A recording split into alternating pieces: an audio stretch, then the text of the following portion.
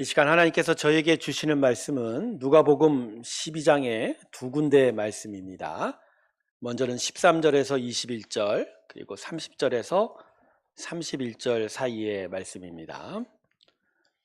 누가복음 12장 13절에서 21절 그리고 두 번째는 30절에서 31절 사이의 말씀입니다. 자, 찾으셨으면 앞에 자막을 보셔도 되고요. 제가 읽겠습니다. 무리 중에 한 사람이 이르되 선생님, 내 형을 명하여 유산을 나와 나누게 하소서 하니, 이르시되 이 사람아, 누가 나를 너희의 재판장이나 물건 나누는 자로 세웠느냐 하시고, 그들에게 이르시되 삼가 모든 탐심을 물리치라. 사람의 생명이 그 소유에 넉넉한 데 있지 아니하니라 하시고, 또 비유로 그들에게 말하여 이르시되 한 부자가 그 밭에 소출이 풍성하매 심중에 생각하여 이르되 내가 곡식 쌓아둘 곳이 없으니 어찌할꼬 하고, 또 이르되 내가 이렇게 하리라. 내 곡간을 헐고 더 크게 짓고 내 모든 곡식과 물건을 거기 쌓아두리라. 또 내가 내 영혼에게 이르되 영혼아, 열에 쓸 물건을 많이 쌓아두었으니 평안히 쉬고 먹고 마시고 즐거워하자 하리라 하되, 하나님은 이르시되 어리석은 자여, 오늘 밤에 내 영혼을 도로 찾으리니 그러면 내 준비한 것이 누구의 것이 되겠느냐 하셨으니, 자기를 위하여 재물을 쌓아두고 하나님께 대하여 부요하지 못한 자가 이와 같으니라. 30절과 31절입니다. 이 모든 것은 세상 백성들이 구하는 것이라. 너희 아버지께서는 이런 것이 너희에게 있어야 할 것을 아시느니라. 다만 너희는 그의 나라를 구하라. 그리하면 이런 것들을 너희에게 더하시리라. 우리 하나님께 영광의 박수 올려드리겠습니다. 아멘. 우리 모든 새롬교회 성도들에게 주님의 이름으로 충만한 축복을 전합니다. 여러분, 새해는 성령으로 사시길 주님의 이름으로 축원합니다. 성령으로 사십시오. 우린 두 눈으로 살지 않습니다. 타락한 마음으로 사는 것이 아니라 성령으로 사는 거예요. 하나님의 은혜가 우리에게 주신 정말 귀한 축복과 선물 중에 하나가 보혜사 성령이 우리 마음 가운데 내주하시는 거예요. 하나님의 영이 내주하셔서 우리를 주관하시고 인도하실 때 우리는 비로소 온전한 은혜의 삶을 살게 될 줄로 믿습니다. 계속적으로 성령에 집중하시고 성령이 나를 함께 하심에 그 충만함을 구하며 나아가는 새해가 되시길 주님의 이름으로 축원합니다. 잠깐 기도하겠습니다. 아버지 하나님, 감사합니다. 주의 나라를 구하며 나아갑니다. 오늘도 우리 안에 듣는 귀가 있게 하실 때 영혼의 문을 열어 주시옵시고, 우리의 영혼이 주의 말씀을 헤아리게 하셔서 하나님 뜻 가운데로 나아가게 하여 주시옵소서. 감사드리며 예수님의 이름으로 기도드립니다. 아멘. 신앙생활은 정원에 잔디를 심어놓고 기르는 것과 같다고 말씀드릴 수 있습니다. 여러분의 정원에 잔디를 심어 두었지만 귀찮다고 관심과 수고를 들이지 않으면 금세 여러분의 정원에는 심겨진 잔디들은 죽어갈 것이고 대신에 잡초만 무성하게 될 것입니다. 잡초의 생명력은요, 대단합니다. 잠깐 동안이라도 관심과 수고를 기울이지 않고 관리하지 못하고 제거하지 못하면 잡초는 그 엄청난 생명력으로 퍼져나가 심겨진 잔디들이 심각한 위기에 처하게 될지 모릅니다. 우리들의 영적 무관심이 우리들의 신앙생활에 잡초만 가득하게 만들 수 있다는 거예요. 정성과 수고를 들여서 우리의 마음의 밭을 관리하고 다듬지 않으면 우리 심령에는 쓸모없는 잡초만 가득하게 됩니다. 문제는 잡초만 가득하게 되면요, 심령의 밭에서 하나님 뿌리신 천국의 씨앗이 제대로 열매 맺을 수가 없게 된다는 거예요. 새해 여러분의 마음의 심령의 밭을 잘 관리하시기를 주님의 이름으로 축원합니다. 하나님께서 우리 안에 뿌려놓으신 그 천국의 씨앗이 잘 싹이 트고 자라나도록 우리가 언제나 영적 정성과 수고를 아끼지 말아야 할 것입니다. 수고하고 애쓴 자에게 기쁨으로 단을 거두는 일이 있을지어다. 네, 우리가 정성과 수고를 기울인다면 그 은혜의 씨앗들은 우리 안에서 자라갈 것이고, 하나님의 열매를 맺게 될 줄로 믿습니다. 이 귀한 은혜가 저와 여러분 가운데 있길 주님의 이름으로 축원합니다. 자, 오늘 말씀은 크게 세 부분으로 구분이 됩니다. 차례대로 오늘 세 부분을 살펴보면서 오늘의 교훈을 얻도록 하겠습니다. 자, 첫 번째, 오늘 말씀의 첫 번째 부분인 13절과 15절 사이를 한번 살펴보겠습니다. 자, 어떤 한 사람이 예수님 앞으로 나와서 형과의 재산 분배에 좀 도움을 주십시오라고 요청을 하였습니다. 아마도 아버지의 재산을 나누는 가운데 형과의 다툼이 있었나 봐요. 그런데 예수님이 어떻게 하십니까? 이런지하에 아주 단칼에 이 사람의 요청을 거절하셨습니다. 그리고 이렇게 말씀합니다. 나는 이러한 일의 재판관이나 중재자로 이 땅에 오지 않았다, 이렇게 말씀합니다. 자, 그런데 왜 예수님은 이 사람의 요청을 거절했습니까? 아픈 자들이 찾아오고 귀신자들이 찾아왔을 때는 언제나 활짝 열어 두 팔을 벌려 그들을 환영했던 예수님인데 왜 유독 이 사람에게는 그의 요청을 거절하셨냐 말이죠. 자, 본문 15절 말씀을 보면 그 이유가 분명하게 기록이 되어 있습니다. 여러분 15절 말씀 같이 한번 읽어주시겠습니까? 같이 있습니다. 시작.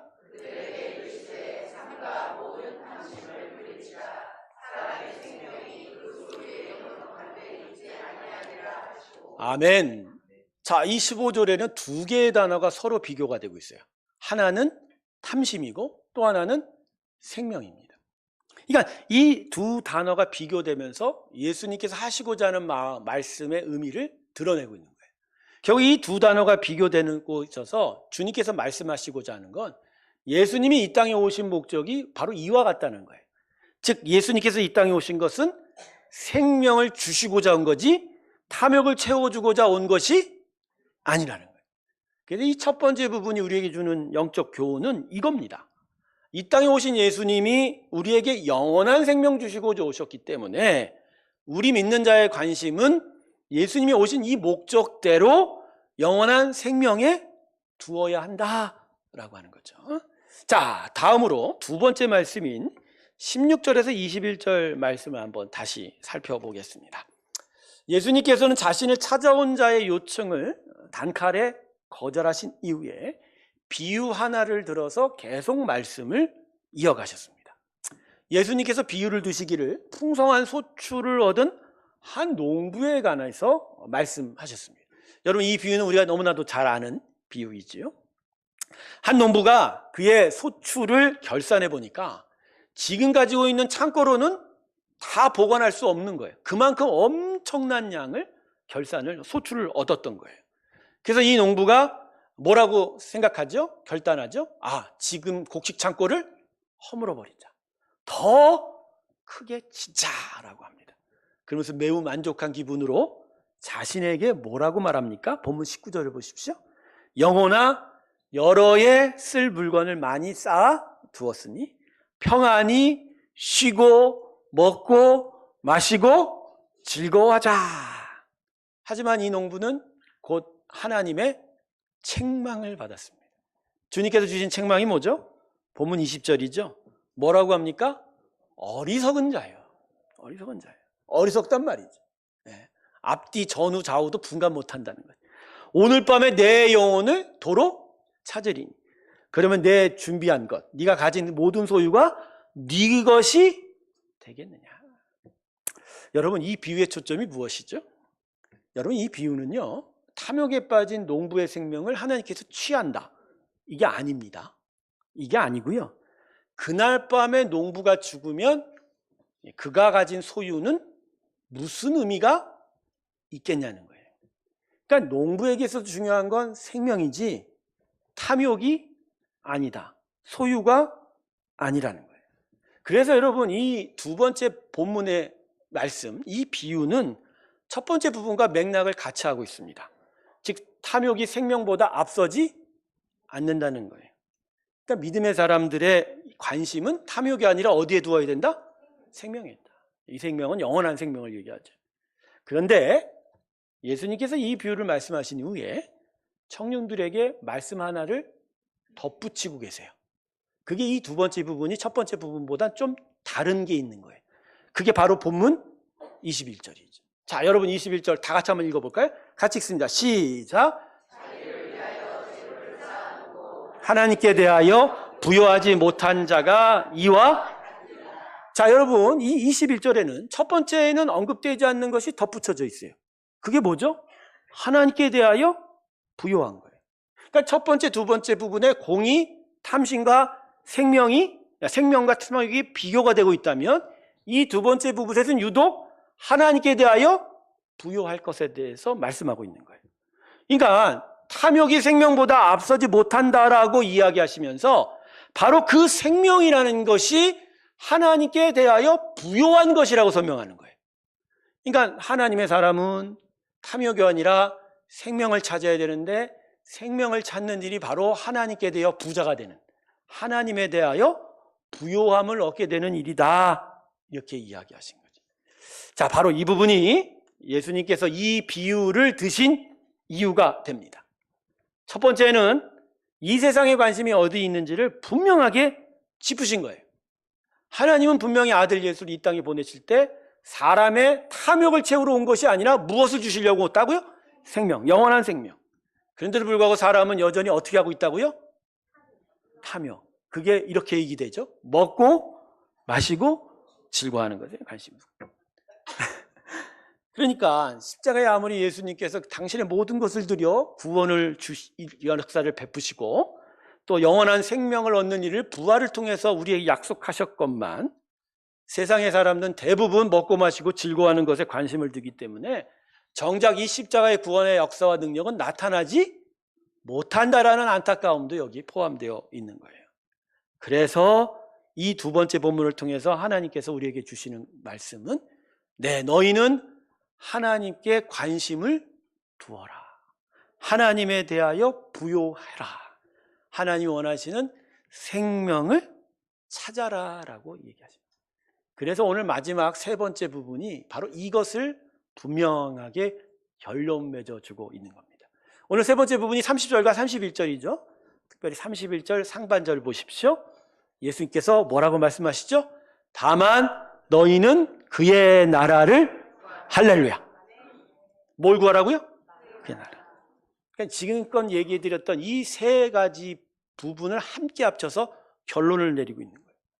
나의 자녀들과 백성들아, 너희는 세상 사람들이 원하고 풍성히 먹고 마시는 게 아니라 내가 원하고 바라는 일에 관심을 기울여라.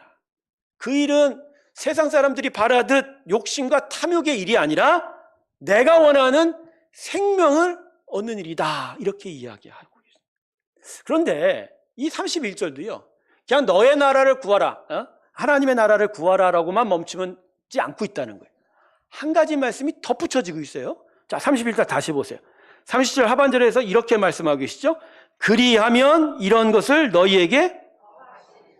자, 그래서 이런 게 뭐죠? 세상 사람들이 구하는 먹고 마시는 거예요. 그러니까 하나님의 나라, 하나님의 관심인 생명을 구하면 너희가 이전에 구하고 있던 먹고 마시는 일들도 하나님이 어떻게 한다? 더하시고 공급해 주신다. 그래서 오늘 본문 31절에는요 아주 중요한 가르침이 숨겨져 있는 거예요. 이게 뭐냐면 우리가 구하는 세상 것들은요 우리가 관심을 많이 기울인다고, 수고를 많이 들인다고 결과가 나타나지 않는다는 거예요. 오히려 그 공급은 누구에게 달렸다? 하나님에게 달렸다.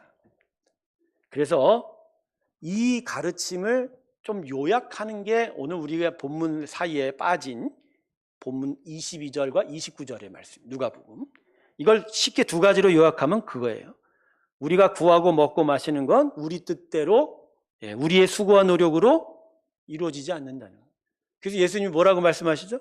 또 너희 중에 누가 염려함으로 그 키를 한 자라도 더할 수, 애쓰고 걱정하고 수고한다고 해도 그 키가 더할 수 없다라는 거예요. 두 번째는 대신 세상 만물을 선하게 다스리시는 하나님에 의하여 우리는 공급받을 것이다. 그래서 뭐라고 비유하세요? 저 들에 핀 들풀조차도 저 유명한 솔로몬의 영광보다도 더하다. 이 세상에 가장 생존했던 사람 중에 가장 부자가 누구라고요? 솔로몬이에요. 지금 일론 머스크가 뭐 자산이 뭐 400조가 넘어간다 그러지만 솔로몬은 아예 처음 시작부터가 기본이 800조였어요. 800조. 근데 그 영광, 그 부유함보다도 들풀이 더하다는 거예요. 왜요? 하나님이 이삐시니까. 그런데 뭐라고 얘기하죠? 오늘 있다가 내일 아궁이에 던져지는 들풀도 하나님이 이같이 입히시거늘 하물며 너희 일까보냐 믿음이 작은 자들아. 자, 그래서 오늘 말씀은 최종적으로 우리에게 가르치고 있습니다. 너희는 무엇을 먹을까? 무엇을 마실까? 무엇을 입을까? 근심하지도 말라. 이 모든 것들은 세상 백성들이 구하는 것이라. 너희 아버지께서는 이런 것들이 너희에게 있어야 할 것을 아시느니라. 할렐루야. 아멘. 성도 여러분, 오늘 말씀은 우리에게 아주 분명한 진리 하나를 가르쳐주고 있습니다. 우리 모든 삶의 일은 그것이 하나님을 알고 알아가고 섬기는 영적 일이든지 아니면 세상 속에서 사람을 만나고 직업을 가지고 돈을 버는 세상적 일이든지, 물론 영적과 세상적이 뭐 분별이 되고 분리되는 건 아니지만 우리 뜻대로 우리 관심대로 이루어지지 않는다는 거예요. 세상과 만물을 통치하는 하나님의 관심과 뜻대로 성취되어 가는 것이다라는 거예요. 그래서 여러분, 우리의 관심과 정성과 수고는요, 하나님 뜻 안에서 이루어져야 됩니다. 그래서 하나님 뜻이 아닌 그냥 우리만의 뜻과 기대와 수고라면 결국 그 결과는 헛수고라고 하는 거예요. 전도서에 솔로몬이 외쳤던 헛되고 헛되니 헛되고 헛되도다라는 이 헛됨의 반복은 모든 만사가 잘못 헛되다라는 허무주의가 아니라 하나님의 뜻이 아닌 것들에 대한 헛됨에 대하여 이런 헛수고라는 거예요. 그러나 그 전도자가 얘기하는 하나님의 은혜 안에 있는 수고는 복이 있다는 거예요. 여러분, 세상에서 직업을 가지고 돈 버는 일을 다시 한번 생각해 보셔야 됩니다. 돈을 벌어야 돼요. 생계를 꾸려야 되지 않습니까? 네, 물질이 필요합니다. 근데 일을 하고 노동을 하는 건요, 사람이 창조될 때부터 하나님께 주신 하나님의 거룩한 뜻이라는 거예요. 자, 그래서 우리의 일과 노동에 대해서 우리가 기억해야 될 두 가지 것이 있습니다. 여러분 꼭 기억하세요. 첫 번째는 우리가 우리의 행한 노동의 대가로 그것을 보상을 얻고 그래서 그것으로 먹고 사는 것이 결코 아니라는 거예요. 자, 아담이 만들어진 후에 에덴 동산에서 샀죠. 아담이 에덴 동산에서 뭐하고 살았게요? 아닙니다. 하나님은 절대 우리를 놀리지 않습니다. 하나님께서 사람을 만드실 때 창세기 1장에 번성하고 생육하고 번성해. 그거는 우리가 그렇게 되기를 바라는 축복이고 대신 어떻게 하죠? 세상을 정복하고 다스려. 사명과 일에 대한 얘기죠. 여러분, 에덴 동산에서 아담은 일했습니다. 과실나무를 가꾸었습니다. 동산을 관리했습니다. 열심히 일했습니다. 근데 문제는 일의 대가로 아담이 먹고 산 건 결코 아니라는 거예요. 아담은 일과 노동의 대가로 먹고 살지 않았습니다. 하나님께서 아담을 자신의 자녀로 삼아 그래서 그 책임지시는 은혜와 사랑으로 먹을 것을 주신 거예요. 그래서 하나님과 하나님 자녀 사이에 기본적으로 맺어진 이 은혜의 관계나 우리 기억해야 돼요. 우리는 하나님의 사명으로 일하는 거고 하나님은 우리를 당신의 자녀이기에 사랑하여 베푸시고 공급하시는 겁니다. 할렐루야. 근데 두 번째, 아담의 타락 이후에 이 세상이 왜곡되고 삐뚤어져 있다는 거예요. 그래서 사람이 행한 노동의 대가는 결코 정의롭거나 평등하지 않다는 거예요. 자, 오늘 본문 말고 다른 말씀 하나 읽어볼까요? 시편 128편 1절과 2절 두 절의 말씀입니다. 같이 읽습니다. 시작.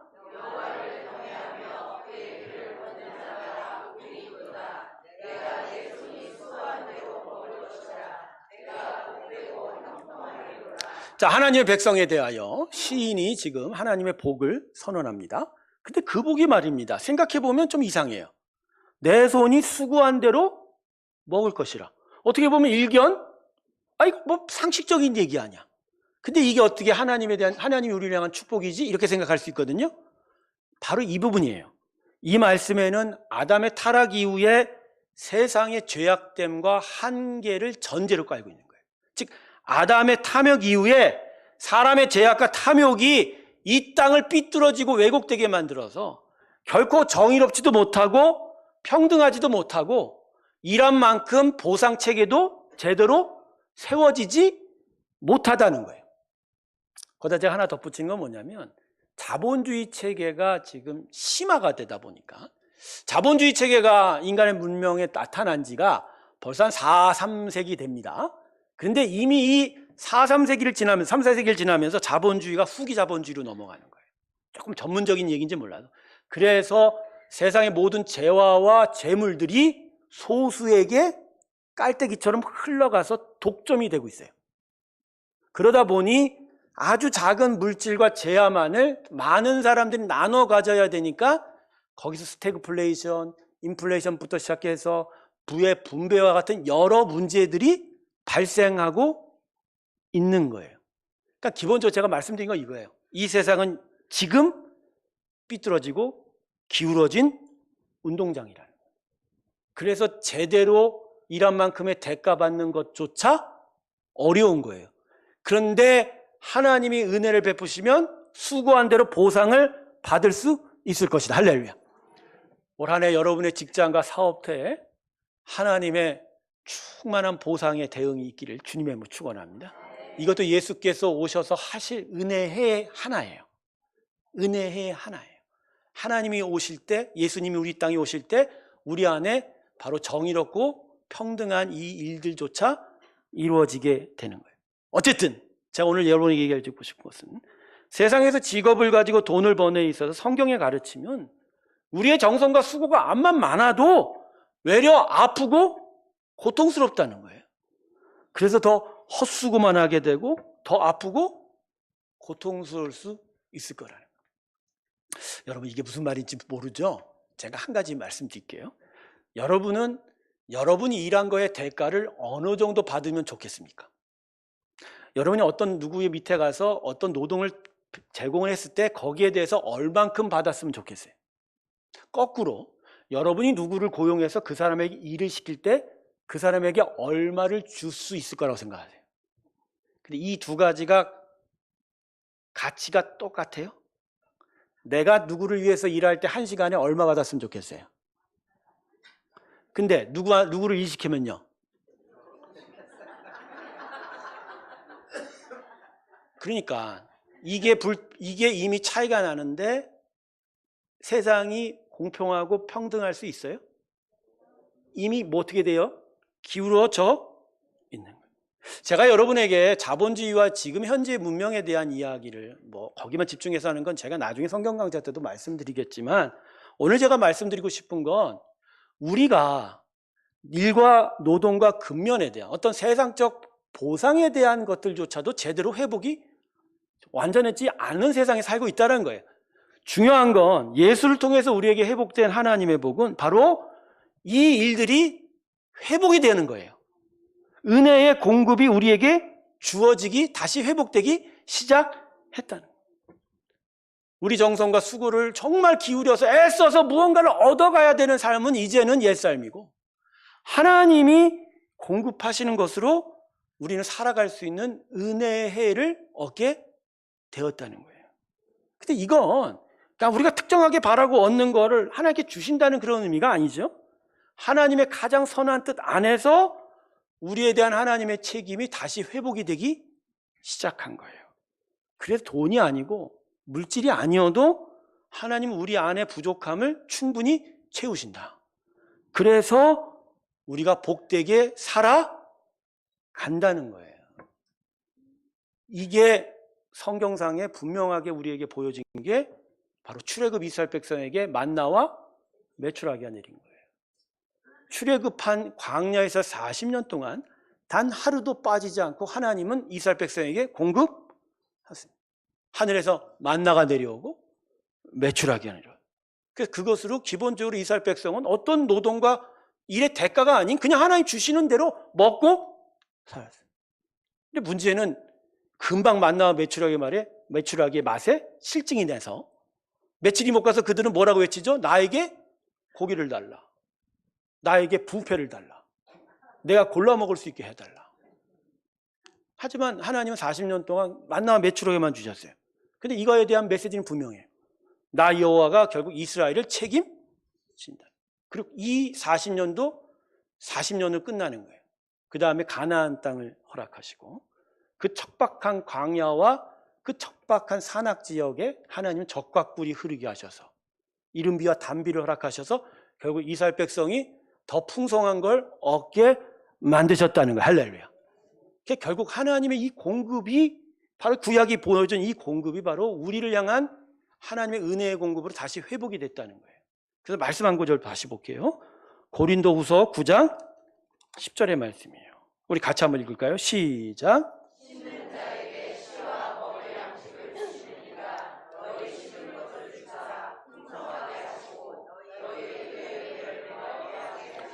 아멘.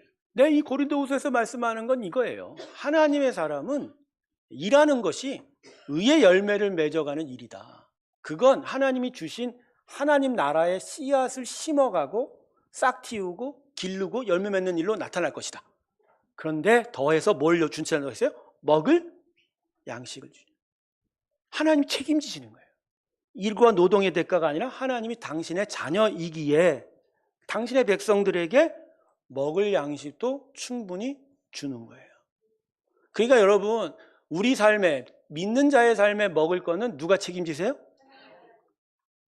물론 여러분이 일하는 것으로 거기에 공급하심으로 들어오죠. 그러나 그 공급하심은 우리의 상상 이상이라는 거예요. 때로는 부족하게 통장에 내가 원하는 숫자만큼 안 들어올 때도 있죠. 하지만 그 부분을 이 심령이 하나님 뭘로 채우세요? 영적인 공급으로 채우시는 거예요. 기쁨으로 채우시는 거예요. 하나님의 평강으로 채우는 거예요. 부족해도 주님이 주시는 기쁨이 있어서 훨씬 더 행복한 거예요. 바로 이것이 예수 그리스도를 통해서 우리 안에 회복된 은혜고, 이걸 오늘 말씀을 통해서 예수님께서 우리에게 설명하시는 거예요. 그러므로 하나님의 사람은 무엇을 먹을지 무엇을 입을지에 관심 두는 자가 아닙니다. 대신 하나님이 무엇을 원하는지 무엇을 기뻐하시는지를 분별하고 그것을 위해서 살아가는 자입니다. 할렐루야. 근데 혹시 여러분 마음에 그런 생각 드시는 분도 있을지 모르겠어요. 목사님, 돈이 없으면 어떻게 삽니까? 진짜 목사님 세상 물정 모릅니다 생각할 수도 있겠죠. 네, 어쩌면 제가 여러분보다는 세상 물정 모를 수도 있습니다. 근데 제가 분명하게 말씀드리는 건, 이런 생각을 하시는 분들은 어쩌면 하나님을 모를 수도 있다라는 거죠. 여러분 생각해 보세요. 하나님께서 지금 우리를 위해 준비하신 것은 바로 하늘의 영생의 나라를 준비하고 계시잖아요. 근데 그 하나님이라면 여기 사는 우리들이 그 영생의 나라를 준비하고 찾고 구하게 만들지, 아니면 이 땅에 매여 살게 하겠습니까? 잘 생각해 보세요. 아니, 영원한 하나님의 나라를 만들어 놓고 그 땅을 주시고자 그 땅으로 우리가 오기를 바라시고 그것을 위해서 예수를 보냈는데 그 하나님이 이 땅에 우리를 매여 살게 하겠냐는 거예요. 그렇죠? 여러분, 물질과 재물은 필요합니다. 사용될 것도 많고요. 또 벌어서 좋고 귀한 가치를 쓰는 일도 중요합니다. 그러나 필요 이상으로 세상의 돈과 물질에 관심을 기울이면 결국 사단에게 매여버리는 거예요. 사단의 교묘한 전략의 가장 핵심은 돈이에요. 그 탐욕이에요. 그 탐욕으로 결국 영원한 가치인 생명을 보지 못하게 만들고, 그 탐욕으로 인하여 돈에 묶이면서 사단의 조종에 놀아나게 되고 결국 죄악 가운데 멸망을 당하게 되는 거 아니야. 이 시대의 가장 큰 문제는 뭐니 해도 돈 문제예요. 돈 앞에서 과연 우리는 하나님을 계속 파고 찾고 구할 수 있는가. 그래서 예수님이 아주 무거운 가르침을 우리에게 주시지 않았습니까? 재물과 하나님은 같이 겸하여 섬길 수 없다. 필요해서 열심히 일하셔야 되긴 하겠지만, 그러나 진짜 우리를 향한 하나님의 공급은 그분의 사랑과 은혜 안에서 진행이 되는 거고, 우리는 오히려 하나님께 마음을 들여 그분의 나라를 구하는 것이 바로 우리의 삶이 되어야 할 것입니다. 새해 첫 신년 예배 주제는 조금 무겁죠? 그러나 이것이 중요합니다. 저는 우리 새롭게 성도들이 올 한 해 정말 하나님께 관심 두어 살기를 주님의 이름으로 축원합니다. 일상의 분주함과 또 내 삶을 힘들게 하는 여러 문제들이 있지만, 그럼에도 불구하고 우리의 관심은 항상 어디에 있어야 될까요? 하나님께 있어요. 그래서 제가 서두에 신앙생활은 정원에 잔디를 심은 것과 같다고 말씀한 것 똑같은 거예요. 여러분, 하나님께 관심 두지 않으면요, 우리 안에 하나님 주신 선물인 믿음이 죽어갈 겁니다. 네, 마치 잔디와 같이 잡초가 무성해져서 어느새 믿음을 찾아보기도 힘들 거예요. 하나님 나라에 관심 두시는 저와 여러분이 되시길 주님으로 축원합니다. 한 가지 중요한 것도 제가 말씀드릴게요. 여러분, 믿음이 죽어가고 하나님에 대한 관심이 시들해지면요, 우리 일상의 삶도 같이 죽어가게 된다는 거예요. 우리가 착각하는 게 뭔지 아세요?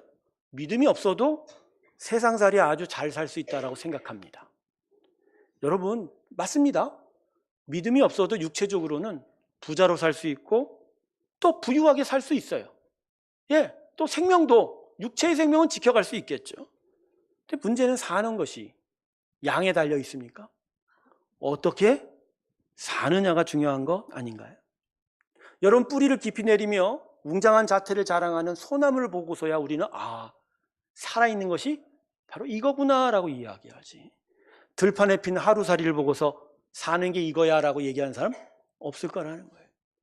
하나님이 없어도 부유하고 편하게 권세를 누리며 살 수는 있을지 모르겠지만, 그 심령이 하나님이 없어서, 그래서 그분이 주시는 참된 평안과 기쁨이 없다면, 그리고 대신에 죄악이 역사하는 고통과 슬픔이 계속 작동하여 계속 아파할 수밖에 없다면, 그게 과연 잘 사는 일일까라는 것을 오늘 말씀을 앞에서 생각해 봐야 할 것입니다. 말씀을 맺겠습니다. 성도 여러분, 여러분의 모든 관심을 먼저 하나님께 드리시길 주님의 이름으로 축원합니다. 그리고 그분의 마음과 뜻을 헤아리세요. 그분의 나라를 구하십시오. 특별히 영원한 생명 얻는 것을 찾으시기를 바랍니다. 여러분, 하나님은 우리가 영원한 생명 얻는 자가 되기를 바랍니다. 그 생명으로 온전한 하나님 나라를 이루어갈 때, 그때서야 비로소 우리가 참된 기쁨 가운데 거하게 될 줄로 믿습니다. 마지막으로, 여러분, 영원한 생명을 구하는 일이 우리에게 구체적으로 어떻게 나타나야 되나? 말씀의 은혜 안에 있어야 됩니다. 무엇보다 말씀에 집중하시기 주님의 이름으로 축원합니다. 제가 교회 밴드에 요새 말씀 묵상 올려드리지 않습니까? 글들 올려드리고 또 여러 가지 읽을 것들을 드리고 또 새벽 영상도 링크를 해드려서, 그래도 좀 하나님의 말씀에 더 가까이 나아가고 그 말씀이 내게 복 주시는 일들을 생각해보고 또 내가 어떻게 살아가야 되지를 고민해보는 귀한 은혜의 글이 될 줄로 믿습니다. 아주 많은 분들이 접속하지 못하시는 것 같아요. 근데 이제 하세요. 여러분, 그 말씀의 은혜 안에 우리는 영원한 생명을 계속 얻어가게 될 줄로 믿습니다. 그리고 그 생명을 얻어갈 때 우리 안에 은혜의 공급도 더하게 된다는 것, 그 기쁜 일들이 우리 가운데 있게 될 것이라는 것, 그것을 오늘 기억하시면서 이 귀한 은혜의 자리를 향하여 나아가는 우리 모든 새롭게 성도님들 되시길 주님의 이름으로 축원합니다. 기도하겠습니다. 하나님, 우리가 무엇을 구해야 할지를 오늘 대답해 주셨습니다. 너희는 그의 나라를 구하라.